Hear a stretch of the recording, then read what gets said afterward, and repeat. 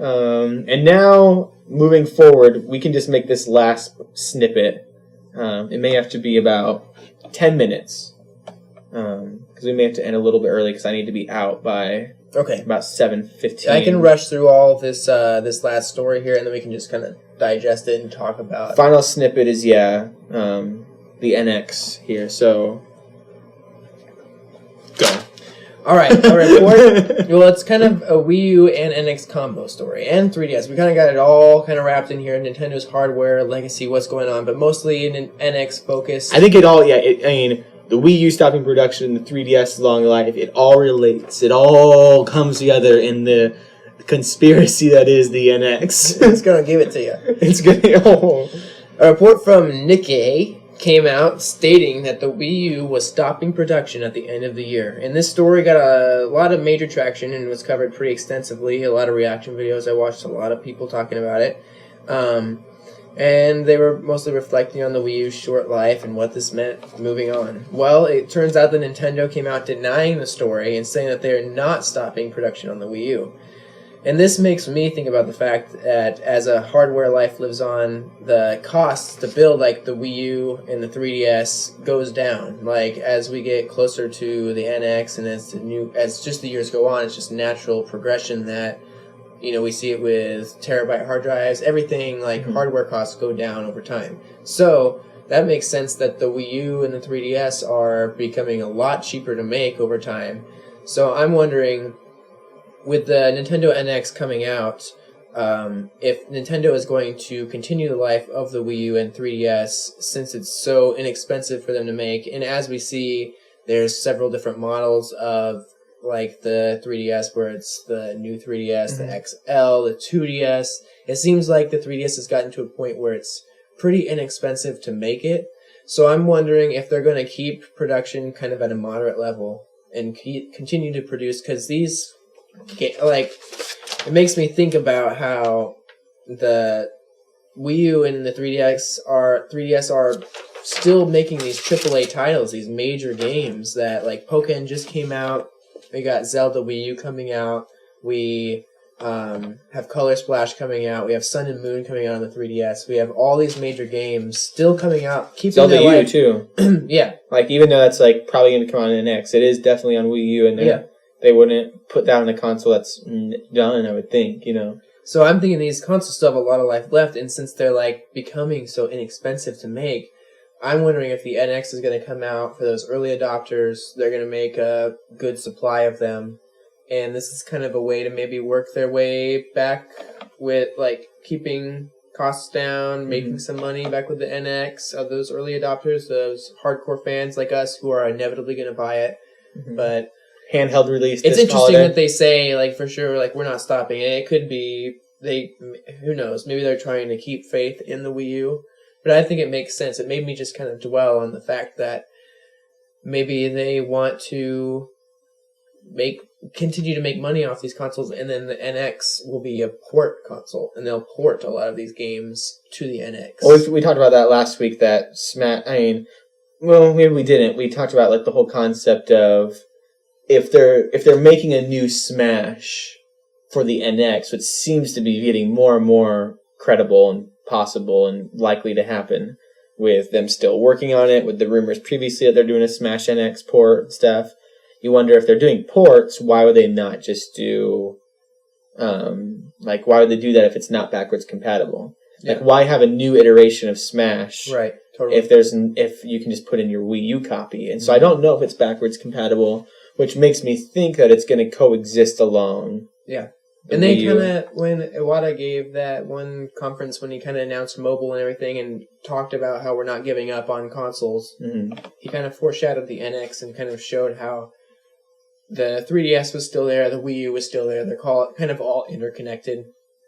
In that, I'm sure there's going to be some sort of intercompatibility to some degree, but I wouldn't be surprised if a majority of it's like NX ports for these games, and hopefully maybe we'll get some like 3DS ports to the NX and kind of a mixture of those things.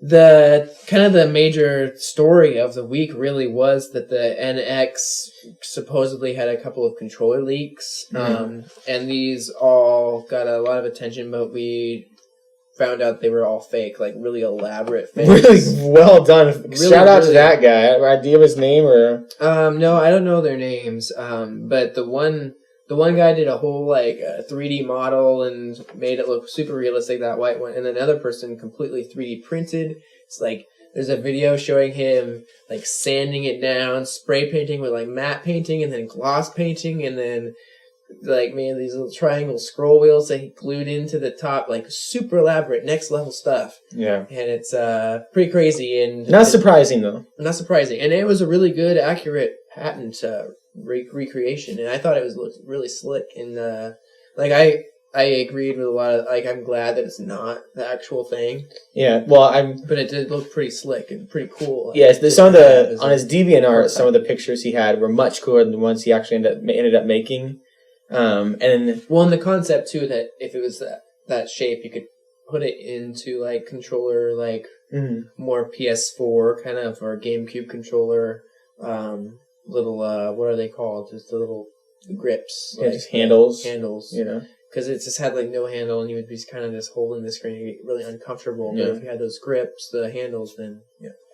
Yeah, and then that could solve the whole dilemma of I want an Xbox controller, I want a PS4 controller. Well, the NX controller can be whatever kind of controller you want. You just put it into whatever you buy with it. Actually, brilliant. I didn't even think of that. I was gonna say with the other leak, there's the other leak out there that it had someone put it a Reddit AMA about apparently they work for Nintendo or they work for it with a dev kit or something. They're a AAA developer and they have a dev kit and they have the NX controller and they have the console and stuff and they know what it is. Yeah, that was interesting. Very sketchy because it's just like there's no way to confirm this. Right. I mean, anyone could do that. Like there's just no like. Why would you believe this guy? But it's just always fun to talk about. And with Koppai, we did another NX rumor galore episode way back last year when they talked about the leading industry chips and the patents and stuff. And it's just going to be a tradition of Koppai until we get to the NX reveal. But with all these leaks, we never want to talk about them and try to figure out if they're real or whether try to figure out if they're fake, because by the time the episode gets posted, they may be confirmed for fake or real. And also, by the time the NX comes out, they'll all be confirmed for fake or real. And then at that point, the podcast's whole topic is irrelevant. And it's like, we want you guys to be able to listen to this stuff, and have some sort of value to it forever. And so, what we usually talk about with these leaks and stuff is kind of what it means for the console regardless, and if we would like that, and how that speaks to like certain things. And one of the things that I thought was interesting was, would that kind of controller be cool? Because you talk about how it can be adaptable to the grips, and also they've shown in the past, like with iPhones and Samsung phones, those kind of haptic touch screens where like the touchscreen literally like bubbles up. And you can feel buttons, but it's a touchscreen. And someone said, I think in that Reddit post, that that's what the controller does. Is it is all touchscreen. And it has 2 analog sticks in the touchscreen. Yeah. And then the rest of the buttons change depending on the game. Right. They used the example of Mario Sunshine and possibly using the flood and having a button that swells up, and then as you drain the water, it kind of drains out. And that's brilliant, because that's that Nintendo we've kind of missed, where that feels good while you play. Like when you hit a tennis ball with the Wiimote, it like vibrates and it kind of flickers a little, and you hear it like a little pop in the controller, and it's just like I feel like I just hit a tennis ball. Like it feels like there's a resistance against my wrist and stuff, and that's what the Kinect missed.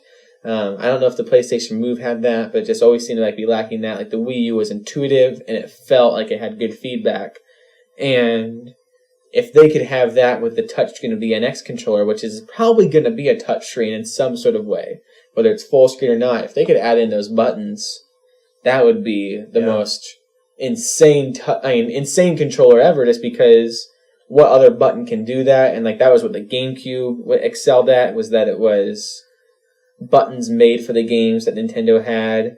It's what the Wii U does, where it's just that kind of like, once again, like how can they make the controller reflect like unique gameplay? And that's the thing we're always talking about with VR, of just like how can this change up the way we play games? And having a controller with buttons that change and swell and get thicker and are smaller, or move across the screen depending on what room you're in a Zelda dungeon, or something like that just is insane. And I would think that the touchscreen, unlike the leaks, wouldn't be the game. I would think it would be just like when you play Pokemon or when you play Zelda or Triforce Heroes, where it's just the stuff on the bottom screen is more big clicky buttons and stuff that are ever changing. I mean, always in that same format, but can always be big Pokemon buttons or the map of a Zelda screen or item swapping and stuff like that. And I don't think it would ever. And I think the Reddit thing also discussed this concept of it not mirroring the NX, but it is simply the second screen of the 3DS, which would once again make sense. And something I would hope for the NX. But the customizable screen and stuff was a really interesting thing to think about.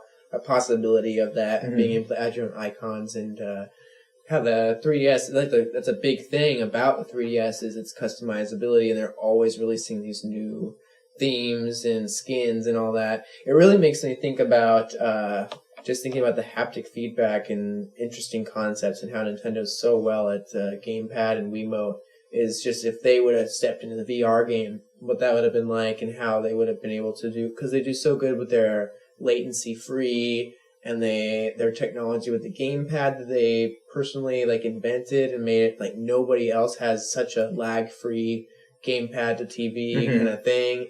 And it just makes me wonder what Nintendo, if they hopefully maybe one day in the future they do step into VR, but just what that'd be like, how well they would nail the hands in the VR, just like the feeling and like the resistance Power Glove, and, like the move. Yeah. That was gonna be that. Just to wrap up everything. What are we at in time? I mean, 51 minutes recording overall. But when did we actually start the podcast? I think I have a timer here. We're at 50 minutes, so perfect. Good podcast length. I don't want to jip the lovely viewers at home or on the car ride or at the park with their granddaughter as they're waiting for a dead drop. Yeah. One thing to kind of close out and stuff I want the viewers to ponder and maybe answer down in the comment section, whether it be the snippet or the iTunes thing, the comment section of the iTunes page, is how the Nintendo NX, assuming it releases in 2016, would compete against PlayStation VR, which is confirmed October $399. Basically a new console. Or there's also the rumored PlayStation 4K, which is a clever name, wouldn't probably actually be 4K. It's hard to get a computer to run 4K. To have a console that could run 4K and have developers be able to use that software and actually take advantage of it. I think that's unlikely, but no doubt a beefed up PlayStation 4 is probably definitely in the works, or some sort of rumble pack or something coming to the PlayStation 4. Like something big is coming to that, most likely, almost all but confirmed, especially after GDC with rumblings and stuff, and Kazan McDonald overhearing things at the water cooler and stuff from Kotaku UK. But we were what? Nothing. I was just thinking of that Law and Order with Ice-T. It's like, I read on Kotaku that Oh no! it was something really cheesy. I watched just last night something where they were trying to relate to gamers on Law and Order and be like, man, this guy's camping, yeah. What's camping? So he just sits there, and then he's like, I read on Kotaku, I forget what it was. That is Google gaming website. And they're like, we'll use that one. Because Kotaku doesn't even do stuff like that. It's mainly journalism. Yeah. Probably arguably the best journalism for video games. Yeah. Very just whatever. Yeah, they're a good website. Yeah, well, I mean, IGN is sometimes can be very PR, just very entertainment and stuff. But Kotaku's cut and dry journalism. Yeah, very much so. Gawker, though, the guys that own Kotaku are in a little bit of trouble. Yes, they are. Hulk Hogan is mad. But yeah, overall, PlayStation 4.5 or 4K, 5K is probably coming in. So we don't know how the NX will fare against that. It'll be interesting to see if it can put up against VR without being incredibly intuitive. Sure, it may be powerful, but if VR is the future and Nintendo it seemed like Nintendo was going to leapfrog ahead in this kind of off year, but PlayStation's kind of staying relevant with VR. Yeah, and it's interesting that supposedly the NX is a little bit more powerful than the PS4, and yet they're coming out a little more powerful PS4. It's almost like, did they hear behind, like, did they hear, Nintendo's going to come out with one that's a little more powerful to compete, so let's get our or 5 out there. Or maybe there's just the software, the hardware being developed for console gaming that is available to do that. Like maybe AMD was able to do a chip or something that has that power, and maybe they contacted Sony, or maybe Sony contacted them and said, hey, we have this new chip that can do this much graphics, and it's priced relatively well for a console. Do you want that in your new system? And they're probably like, oh, let's get on that. And Nintendo's using it. Oh, we need that, you know. Mm-hmm. Interesting that we haven't really heard anything from Xbox, although Xbox has talked in the past about upgradable parts. So everyone is talking about it. Yeah. And so it's going to be interesting that we may get like a whole new line of consoles this fall between Xbox One upgrade, PS4K, and NX. And basically, the Sony VR, PlayStation VR is basically a new console. Yeah, in itself. It's powered by the PS4, but it's essentially a brand new console, a new medium of playing games. So it's directly competing with the NX, and it will be interesting to see how it fares. I think that Nintendo hopefully are planning a strong launch base, like a launch game titles and stuff that'll be awesome to win this over. And also, I'm sure they're not feeling too threatened by like the price points of VR, because it's not the year of VR. A lot of people are saying this fall there's going to be a lot of talk about VR, a lot of buzz, but how many people are actually going to be adopting it? If Nintendo comes out with a reasonable price point and great launch titles, people are going to be thinking like, I'm not going to be adopting VR yet, I'm going to wait a little longer, I'm going to go with Nintendo because they have these, like, it's so much more accessible right now. And they have to have something beyond definitive editions of everything else that's already been out. Yeah. Because, it'll be interesting because VR will have exclusives and the NX will have exclusives, no doubt. Even if it's a week launch title list or lineup, they will have some exclusives. And so it'll be interesting to be like, do I want to, because a lot of people are, do I want to spend $400 on VR? Actually, more about $500 on VR for a full setup. Or do I want to spend probably $300, probably $350, probably $400 overall for the NX? And I think what'll be interesting is that the NX seems to be shaping up to be old school gaming redefined. Doesn't seem to be like doing something crazy with virtual reality or doing anything like that. It seems to be controller, 2 screens, Nintendo classic stuff, but just up to a better power, more intuitive controls, and experimenting, while VR is the future. And so it'll be interesting to see what gamers like. Do they like old school redefined? Do they like the new school, completely new thing? And so that's kind of our discussion and thoughts on the leaks. I knew they were fake all along. Yeah. Artsy Omni, who's the guy that does Smashified and made all those fake leaks for Rayman and stuff, he knew from the get-go, this is fake. Yeah. And they're like, but it doesn't fail the Photoshop test. And he's like, neither did my leaks. Like, it's easy to do that. Yeah. And he talked about how the screens didn't have that more thing or something, MOIRE, where it's if you take a picture from an angle of a screen, there's like the little lines and stuff. And he's like, even iPads have that. And those are insane pixel density. Like, unless this display is absolutely beyond what Apple does, there should be that effect there. And he also pointed out other things and stuff. And he's like, this is fake. Yeah, it was just like a glossy plastic, really. Yeah, and so fake render.